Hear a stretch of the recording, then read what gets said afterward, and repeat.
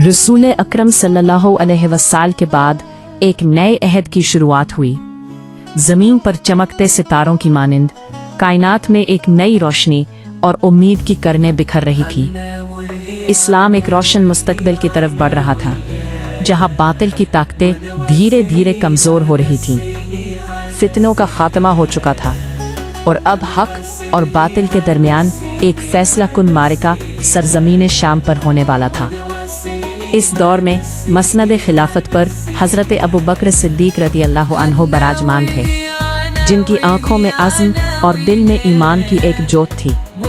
उन्होंने देखा कि मुसलमा कज़्ज़ाब की कहानी ख़त्म हो चुकी है, तलीहा शाम की जानिब भाग चुका है और यमामा फतह हो चुका है। अरब के बासियों ने अब आपकी इताअत कर ली थी। एक दिन जब सूरज अपनी नरम किरणें बिखेर रहा था, हजरत अबू बकर सिद्दीक रज़ी अल्लाहु अन्हु ने तमाम सहाबा किराम को जमा किया। उनकी आवाज़ में एक नरम लेकिन पुरअज़्म लहजा था।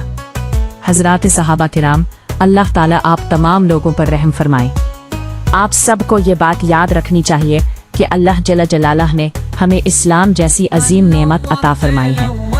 उनकी ये बातें दिलों में उतरी जैसे खुशबू हवा में बिखर जाए।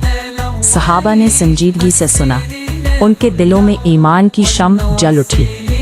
हजरत अबू बकर ने मजीद फरमाया, आज अल्लाह ताला ने हम सब को ये ऐलान करने का मौका दिया है कि मैं शाम की जानिब एक फौज भेजने का इरादा रखता हूँ। ये सुनकर सहाबा किराम के चेहरों पर अज़्म की चमक आई, जैसे कि वो एक नए सफ़र के लिए तैयार हो रहे हों। सब ने मिलकर कहा, ए खलीफा रसूल, हम सब आपके हुक्म के ताबे हैं। जहाँ आप भेजना चाहेंगे हम हर वक्त तैयार हैं।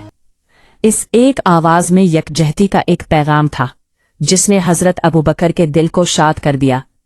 उन्हें मालूम था कि ये लोग अल्लाह की राह में जान देने के लिए तैयार हैं।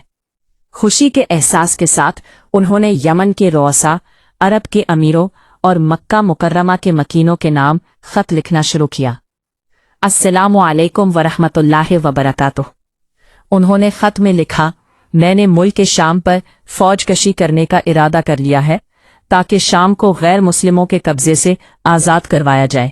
इस खत में उन्होंने एक आयत भी तहरीर की जो उनकी अज़्म की अक्कासी करती थी, जिहाद के लिए निकल खड़े हो, चाहे तुम हल्के हो या बोझल, और अपने मालो जान से अल्लाह के रास्ते में जिहाद करो। जब खतूत मुकम्मल हो गए तो हजरत अनस बिन मालिक रज़ी अल्लाहु अन्हु को ये खतूत हवाले किए गए और उन्हें मतलूबा लोगों तक पहुंचाने का हुक्म दिया गया। अब हजरत अबू बकर सिद्दीक रज़ी अल्लाहु अन्हु की नजरें दरवाजे पर थीं, इंतजार में कि हजरत अनस की वापसी कैसी खबर लेकर आती है। ये एक नई शुरुआत थी, जिहाद का अज़्म, ईमान का पुख्ता अहद और एक ऐसी कौम की कहानी जो अपने नबी की तालीमात पर चलते हुए हक के रास्ते पर गामजन होने के लिए तैयार थी।